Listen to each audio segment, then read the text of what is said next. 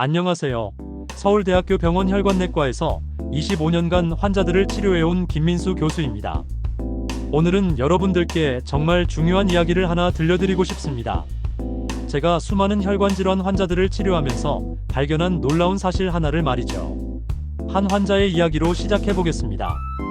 얼마 전 65세 박영희 할머니가 제 진료실에 오셨습니다. 하지정맥류가 심해서 다리가 퉁퉁 붓고 혈관이 울퉁불퉁하게 튀어나와 고생하고 계셨어요. 더 심각한 건 동맥경화 수치도 상당히 높았습니다. 선생님, 제가 콜레스테롤 약을 10년째 먹고 있는데 왜 점점 더 나빠지는 거죠? 할머니의 이 질문이 저에게는 큰 깨달음을 주었습니다. 그때 저는 할머니께 이렇게 말씀드렸어요. 할머니, 혹시 비타민C 드세요? 비타민C요? 그냥 종합 비타민 조금. 그럼 이제부터 제가 하는 이야기를 잘 들어보세요. 비타민C, 생명을 좌우하는 유일한 영양소. 여러분, 비타민C를 단순한 감기 예방제 정도로 생각하고 계시지 않나요? 저도 의과대학에서 그렇게 배웠습니다. 하지만 25년간 혈관질환을 연구하며 깨달은 진실은 전혀 달랐어요. 비타민C는 인류 역사상 가장 많은 사람을 죽음으로 내몬 영양소 부족증의 주범입니다. 이게 무슨 말이냐고요? 탄수화물, 단백질, 지방, 이런 주요 영양소들은 안 먹으면 배가 고파서 자연스럽게 찾아 먹게 되죠. 비타민 O, B, D 같은 다른 비타민들도 마찬가지입니다. 평범한 식사만 해도 충분히 섭취되거든요. 그런데 비타민C만은 달랐습니다. 중세시대 영국 해군의 기록을 보면 놀라운 사실을 발견할 수 있어요. 바스코 다 가마가 인도 항로를 개척할 때 170명이 출발해서 겨우 50명만 살아 돌아왔다고 합니다. 굶어 죽은 게 아니에요. 분명히 식사는 했는데 원인을 알 수 없이 죽어갔던 거예요. 그들에게 나타났던 증상은 바로 괴혈병이었습니다. 괴혈병이 알려준 충격적 진실. 1753년 영국 해군 군의관 제임스 린드가 인류 최초의 임상실험을 통해 밝혀낸 사실은 이랬습니다. 죽어가던 선원에게 레몬 하나를 먹였더니 기적처럼 살아났다는 것. 괴혈병의 정체는 무엇이었을까요? 한마디로 혈관이 파괴되는 병이었습니다.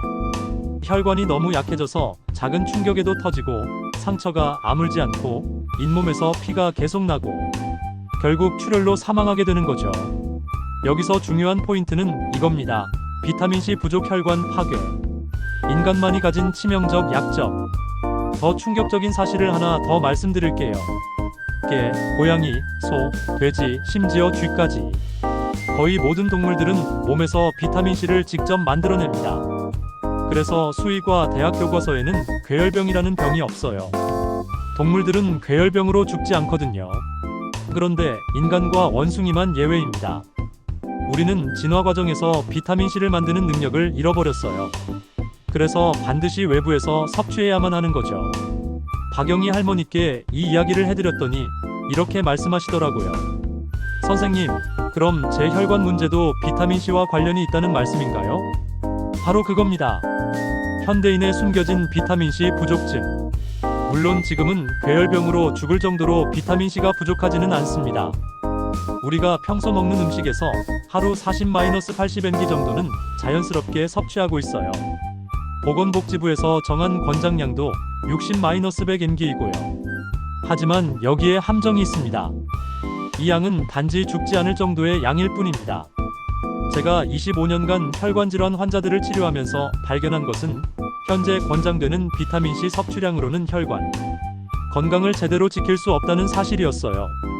동맥경화의 진짜 원인. 많은 분들이 콜레스테롤 수치가 높으면 무조건 약을 먹어야 한다고 생각하시죠? 저도 예전에는 그랬습니다. 콜레스테롤 200만 넘으면 바로 스타틴 처방을 했거든요. 하지만 연구를 거듭할수록 이상한 점들을 발견하게 되었어요. 콜레스테롤이 낮은 사람도 심근경색이 온다. 콜레스테롤 약을 10년씩 먹어도 혈관이 계속 나빠진다. 오히려 약을 먹은 후 부작용이 더 심각해진다. 왜 그럴까요? 정상적인 콜레스테롤은 동맥경화를 만들지 않습니다. 문제는 콜레스테롤이 산화될 때입니다. 활성산소에 의해 콜레스테롤이 산화되면 그때서야 혈관벽에 달라붙어 염증을 일으키고 동맥경화를 시작하는 거예요. 그렇다면 근본적인 해결책은 무엇일까요? 콜레스테롤을 억지로 낮추는 것이 아니라 콜레스테롤이 산화되지 않도록 막는 것입니다. 비타민C가 혈관을 지키는 메커니즘. 바로 여기서 비타민C의 진짜 역할이 드러납니다. 비타민C는 강력한 항산화제입니다. 활성산소를 중화시켜 콜레스테롤이 산화되는 것을 막아주죠. 또한 혈관벽을 구성하는 콜라겐 합성에도 필수적입니다.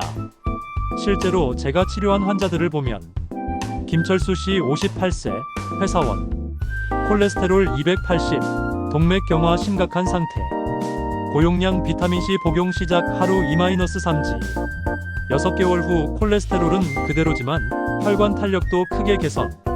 선생님, 계단 올라갈 때 숨이 안 차요. 이순자 할머니 72세, 주부, 하지정맥류로 다리가 퉁퉁 붓고 아픔.